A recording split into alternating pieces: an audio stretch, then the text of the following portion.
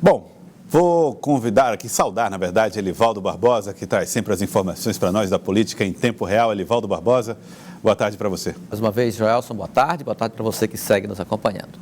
Elivaldo Barbosa, agora há pouco os vereadores foram à Prefeitura de Teresina para entregar o relatório final do trabalho feito pela Comissão Parlamentar de Inquérito na Câmara de Vereadores do Transporte Coletivo. Está aí as imagens. As imagens mostram os integrantes da comissão num gesto que eu, até no começo do programa, falei, considero diferente do que se costuma ver em outras CPIs, né? Um poder independente, que é a Câmara de Vereadores, fazendo uma entrega formal ao Poder Executivo. Que é parte do conflito, né? Que é parte do conflito, né? Ficou realmente muito estranho. E ali foi uma entrega muito formal, não é, Gelson? Veja só, o presidente da CPI, o vereador Deolino Moura, que é integrante, foi suplente da CPI, mas participou da sessão final de aprovação do relatório, o presidente da Câmara Municipal, Jeová Alencar, o relator, o vereador Enzo Samuel e secretários de Estado, vice-prefeitos, líder do governo na Câmara também. Normalmente a gente costuma ver as CPIs entregarem seus relatórios finais, se não formalmente, mas ou disponibilizarem para o Ministério Público, né, para os órgãos de fiscalização. Aí nós estamos vendo o presidente da comissão fazendo a entrega nas mãos do prefeito de Teresina, doutor Pessoa, né? Mostra uma certa harmonia, né, Elivaldo?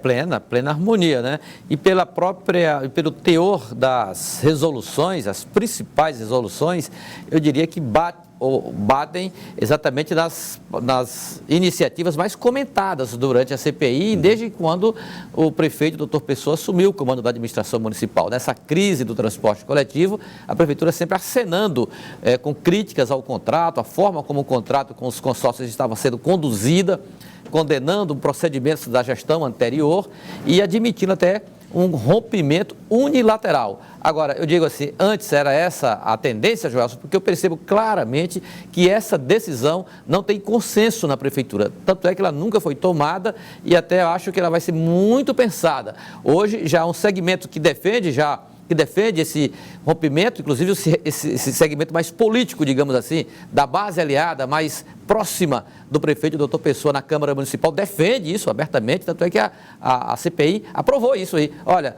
se depender da CPI ao rompimento do contrato, hoje o vereador presidente da Câmara, Jeová Alencar, defendeu isso assim textualmente, com toda a ênfase. Agora, na prefeitura eu percebo que não há consenso para essa decisão. Já há consultas à Procuradoria-Geral do município, na vice-prefeitura, já há quem defenda também uma ponte com o setor empresarial, um diálogo com o setor empresarial, enfim, uma saída alternativa para a crise que não seja o rompimento unilateral do contrato.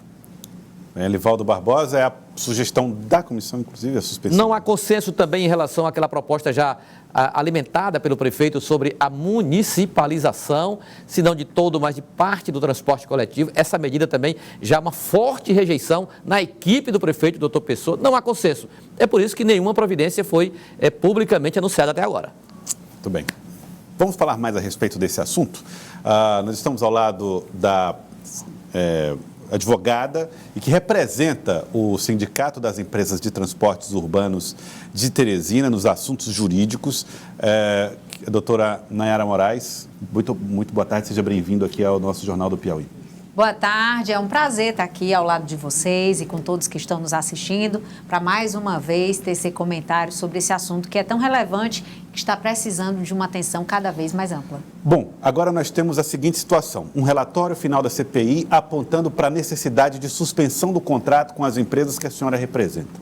O que é que o CETUT deve fazer diante disso? Primeiro é preciso ressaltar que nós temos uma tranquilidade quanto a esse momento, né? Nós estamos ainda aguardando fazer a leitura do relatório, inclusive protocolamos um documento requerendo oficialmente esse acesso, porque todas as informações que nós temos até agora são informações vindas da própria imprensa. Então, nós podemos apenas nos deter nesses comentários iniciais que levam em consideração esse encaminhamento de sugestão para rescisão do contrato administrativo. E é nesse ponto que é interessante nós destacarmos que a CPI, né, claro, para além das questões administrativas, ela atuou no sentido criminal. E que em relação às investigações no contexto do empresariado, não houve até agora, do que se noticiou, nenhum tipo de indiciamento de empresários. Na verdade, o relator falou que não houve, né? Ele disse textualmente, Elivaldo, na entrevista que concedeu a você, que não houve nenhum tipo de prova que incriminasse alguém? Correto.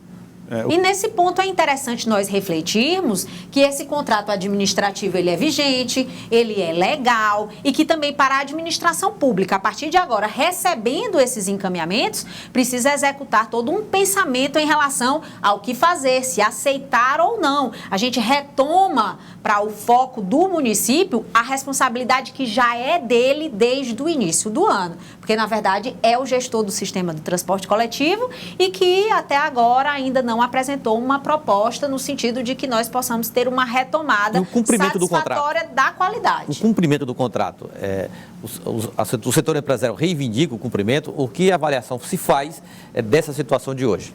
Em relação ao cumprimento contratual, no sentido dessas falhas que teriam sido apresentadas, né, no âmbito da CPI, é importante a gente pensar que se ficar retroagindo muito no tempo, nós vamos ver que quem primeiro cometeu falha em relação à execução desse contrato administrativo foi o município de Teresina, porque desde o primeiro mês não fez o pagamento daquilo que é necessário para a manutenção do equilíbrio econômico do sistema.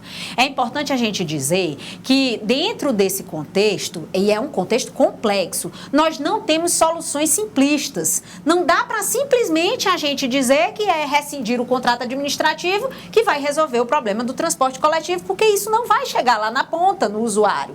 Uma rescisão de um contrato que é válido leva em consideração, a partir de agora, em caso, né, dessa sugestão ser aceita, que se inicie um processo administrativo para a declaração da caducidade desse contrato, no sentido de falhas por parte de empresários, e todas essas questões de multas que foram incorridas durante esse exercício de contrato, elas foram devidamente defendidas, né? Foram ajuizadas algumas, outras foram respondidas no âmbito administrativo.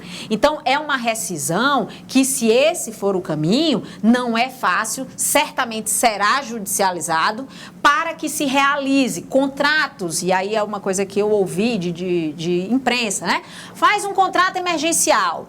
Que tipo de gestão pública nós queremos para o município de Teresina? É uma gestão pública que abre mão de uma licitação válida, regular, depois que o município de Teresina passou diversos anos para fazer uma licitação e vai fazer contratos precários, né? E aí a gente sabe que não é uma administração pública do improviso que a gente busca, não é uma administração pública do provisório. Nós temos que ter decisões e, claro, estamos abertos à repactuação no sentido de melhorar a execução de um problema que é muito complexo.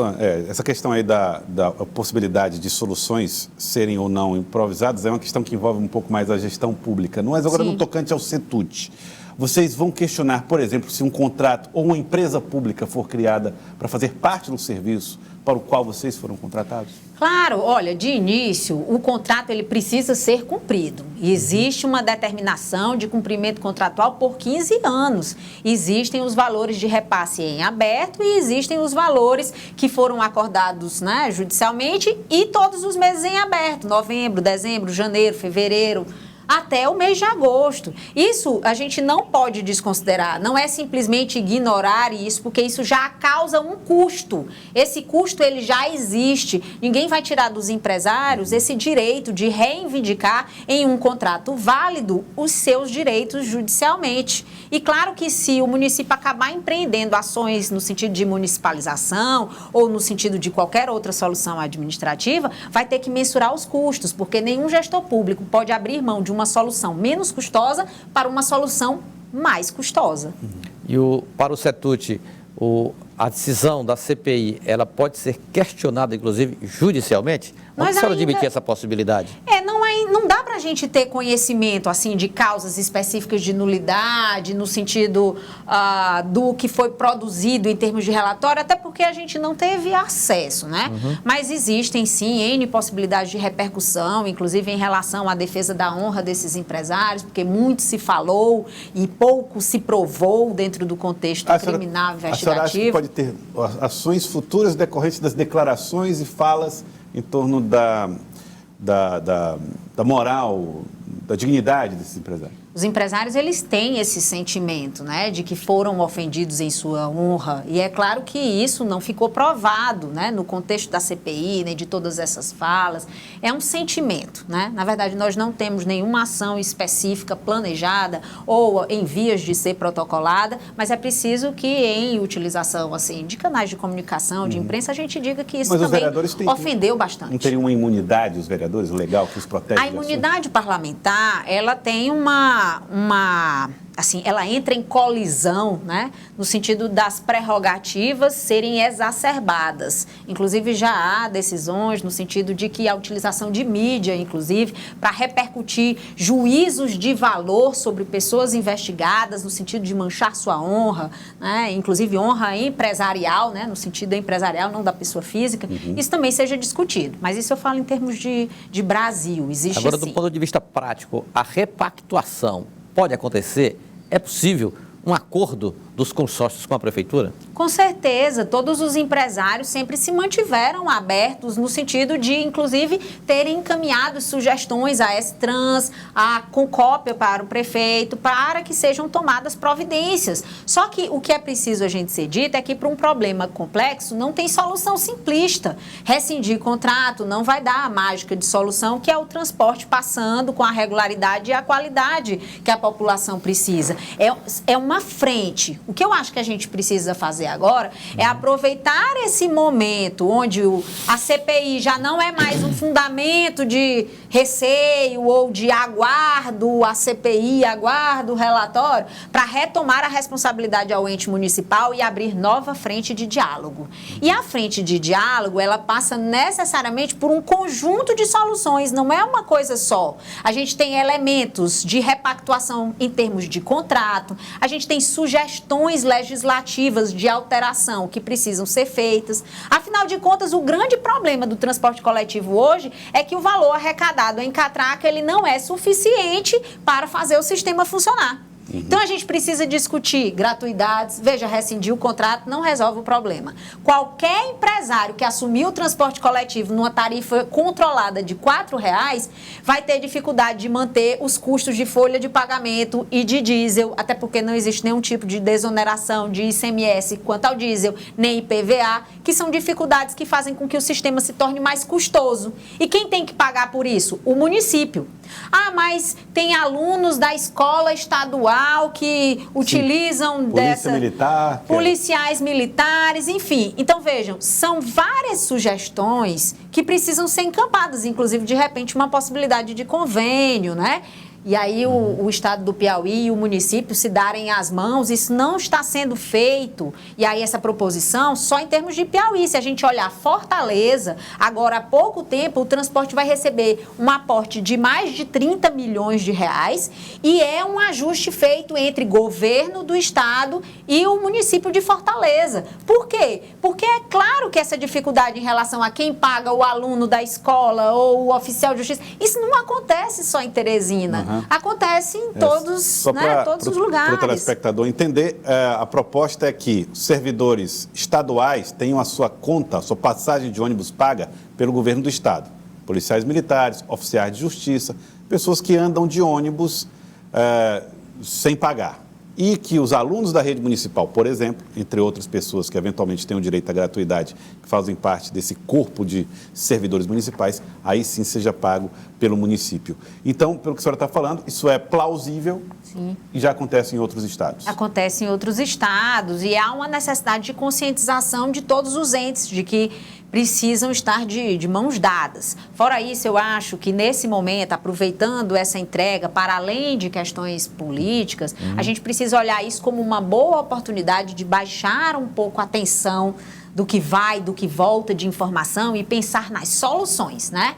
E é nisso que nós elaboramos as sugestões já encaminhadas à S-Trans, estamos aguardando que o prefeito nos receba oficialmente e que, a partir disso, o prefeito diga quais são as sugestões que ele encampa, quais são as sugestões que ele traz para que a gente consiga, numa mesa redonda, cedendo aí cada parte, né, dentro daquilo, conseguir o mais rápido possível essa solução que é tão desejada pela população.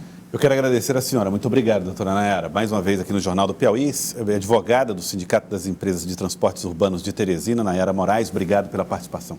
Muito obrigada e sempre à disposição. Obrigado. Boa tarde.